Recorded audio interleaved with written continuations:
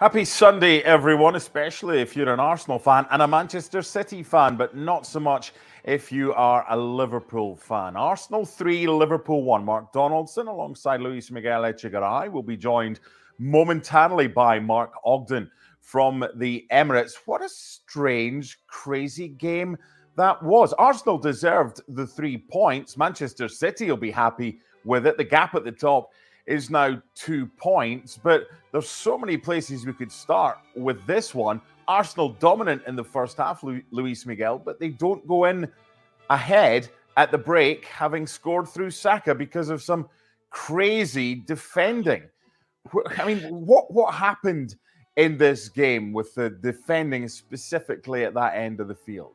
Yeah, I think strange is a good place to start, MD. I think the first half, Arsenal were in almost complete control. Their XG almost doubled Liverpool's. They were just creating chances after chances. Gabriel Martinelli was absolutely on top form throughout. Bukayo Saka as well. Declan Rice looked formidable.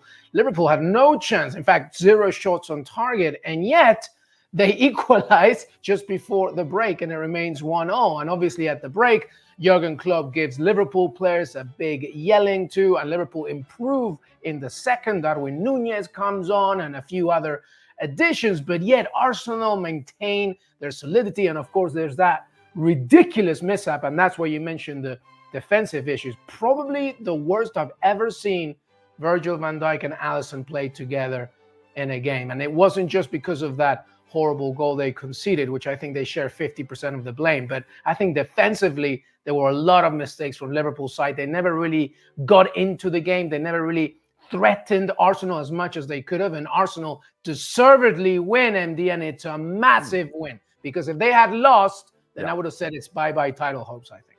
Yeah, it would have been 8 points adrift of leaders Liverpool if they'd lost. Now they're just 2 points behind. Let's head to the Emirates Live with Mark Ogden. Obviously, the story here, Oggy, is that Arsenal are very much in this title race with a much-needed win. We spoke on Friday on ESPN FC about how it was probably a bigger game for Arsenal. But what are the subheadings to your match report that you are either writing or have written here? Because there was a lot going on today. Yeah, I mean, look, I think you're right. Arsenal had to win this game to stay in the title race, even though it wouldn't have cast them too far off the pace. I think if Liverpool had won, it would have been, the points gap would have been yawning away. So for me, it was a strange game, like you say. It was, second half, you're looking at Arsenal thinking they need somebody to make something happen, and it didn't look like they would. But then the person who made it happen was Virgil van Dijk and Alisson, because it was a mistake at the Liverpool end. So, I think generally both teams lack something today. I think Liverpool certainly were missing Dominic Szoboszlai, who has a recurrence of his hamstring problem, so he didn't make the trip from Liverpool. He played against Chelsea, felt something. They really missed him in midfield, really missed his energy. And obviously Conor Bradley was missing today. He's had a family bereavement. So Liverpool just didn't look as sharp as we were against Chelsea. Obviously Mo Salah's still out, but it looked like they were going to get away with it. It looked like second half they came back and they were going to give, Arsenal, a bit of a beating, I thought, at one point, because the way they started the second half of Liverpool, I thought this was bad news for Arsenal, but Arsenal kept in it and they got back in it on the back of a mistake, but then capitalised. So somebody just walked into the press room now, was joking away, saying have they given Arsenal the trophy, because the celebrations at the Emirates after the game, you would think they just won the league today, but I think that it's a little bit churlish. I think the reality is they've beaten Man City at home now, they've beaten Liverpool at home, and even though they're not playing particularly well, they've beaten their 2 biggest rivals at home, and it will give them real confidence that they can win the next 2. I think the next 2 away games are West Ham and Burnley. Win those, and they've got a real chance of pushing for the title. But there's this a nagging doubt in my mind that Arsenal that are believable. I just don't think that they've got that depth. I don't think they've got the belief within the squad that they can really go all the way. I think, and that is because Man City. I think Man City are that kind of they scare teams in title races because they know what Man City can do. Man City can win 15, 20 games on the bounce, and I think that's the nagging doubt in everybody's mind that no matter how well they do, how many wins they get, Man City will go past them anyway. Well, City, if they win the 2 games at hand, are now top. Just going back to that person in the press room, there's always one, isn't there? There's always one Grumperson. There's always one that comes in. Exactly. There's always one that comes into a party and says, no alcohol, keep the noise down as well. I understand it. Look, they had to, I say have to win. And Luis Miguel said even at 8 points, they're still in the title race. That was a game they needed to win more than Liverpool. So surely they should be allowed to celebrate, because it wasn't a game of great quality. I thought Arsenal totally controlled the first half, but it wasn't a game you'll look back on and kind of go, that was just brilliant, because of these mistakes that were made by both teams, Augie. Absolutely. I think we can listen, you've got to put significance on the result, because the result is a big one. It gets Arsenal right back in the title race. But I think you're right. If you put too much significance on the performances, I think it's wrong. I think both teams were below the best today. They both made mistakes. They both looked like they were vulnerable. But Arsenal came out on top and won 3-1. And all of a sudden, the narrative completely changes. They've beaten Liverpool 3-1. Liverpool haven't lost in the league since they played Tottenham away in September. So that kind of overshadows all of the negative side of the game for Arsenal. And, you know, it's rightly so in many ways, because it's all about winning games, isn't it? But I do think that we have to be realistic. As important as these points are for Arsenal today, there were still enough issues in that team today which you're thinking they're not going to see it at a title race. They're just not. And maybe that's because Man City have kind of conditioned us all now to realise that second half of the season they come strong and they blow teams away. They've got Brentford Monday night. You know, they win that game, they're really on the tails of both Arsenal and Liverpool. And I think that's the problem. I think you take Man City out of the equation, you've got a great title race with Man City in it. It's still a very good title race, but I think we all know how it's going to end. LME, how many times have, whether it's Augie, whether it's James, whoever it is, you, Stevie, Shaka, Craig, talked about Arsenal getting a goal scorer? Now, no Gabriel Jesus today, so Kai Havertz is an interesting one, because of the way that he plays, it kind of attracts defenders to come out, maybe leave gaps, but he's not really a great finisher in an Arsenal jersey. It might come, but thankfully for Arsenal, the deflection off goalkeeper Alisson led to Saka getting the opening goal. What's your thoughts about Kai Havertz, Luis Miguel? I guess I'll say what Mikel Arteta told me last summer, which is towards the perils of what you were talking about. Kai Havertz is not there to be their clinical goal scorer. Kai Havertz is there to attract attention of defenders, create movement, create spaces, and hopefully finish some goals or create some for other teammates. But he will never be that natural number 9 that they want. In fact, they don't have one. Gabriel Jesus, I'm a big fan of his. He's done a lot in terms of what Brazilians have done in the Premier League, but he is not a natural finisher. He has said it himself, and I've said it from day one, and like you said, so has everybody else. Arsenal need a clinical goal scorer. Now, can they win the Premier League without one? Well, they're going to have to, because the window is closed, and they need to rely, as you mentioned, on that trio, specifically Gabriel Martinelli. And by the way, when Leandro Trossard came on, he gave a different dimension, fantastic solo goal. So there's issues there. Now, the issue that I have, and I do share a little bit of what Augie's talking about,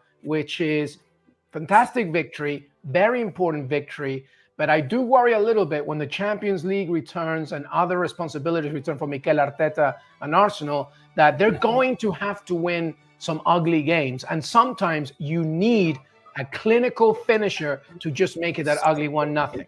So today was a much needed victory for Arsenal. Now, Augie, again, completely agree. Man City, now that they're reaching once again, they're close to perfection, everybody else has to do the same. And that's very difficult when you don't have a clinical finisher.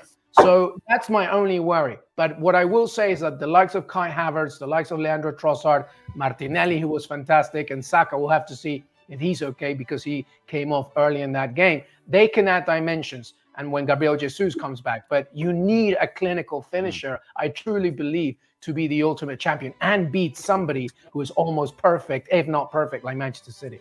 Right, Augie, let's try and dissect this equalising goal for Liverpool, because Saliba clears it. Saliba just cleared it. Saliba cleared it. Then Raya comes and he's still not touched it. Luis Diaz gets the touch, comes off the arm of Gabriel. Nothing they can do about it. Just an absolute mess. And at that stage, Arteta's probably thinking prior to that equalising goal, okay, really good half, total control. Now we have to build for it. But ultimately, that goal, Augie, led to a second half beginning in which Liverpool had more opportunities in the first 3 or 4 minutes of the second half than they did in the first half. So on little things like that, games can swing. Didn't today, but what a mess. Yeah, I imagine at half-time, Jurgen Klopp went in and said to his players, look, you've got away with it, you've sneaked yourself back into it, and now just go and win the game. And the way they started the second half, that's what it looked like was going to happen. And the alternative would have been, was Mikel Arteta edgy at half-time because he felt that, you know, his team had thrown it away? But that's what happens in games sometimes. That mistakes, lead to defeats, and it didn't happen for Arsenal, but it did for Liverpool. And I just think that it's difficult sometimes to say one team is better than the other one. The result says that Arsenal are better than Liverpool, but ultimately it wasn't the case. It was a case of a game of two halves, the old cliche. Arsenal dominated the first half, Liverpool the second half.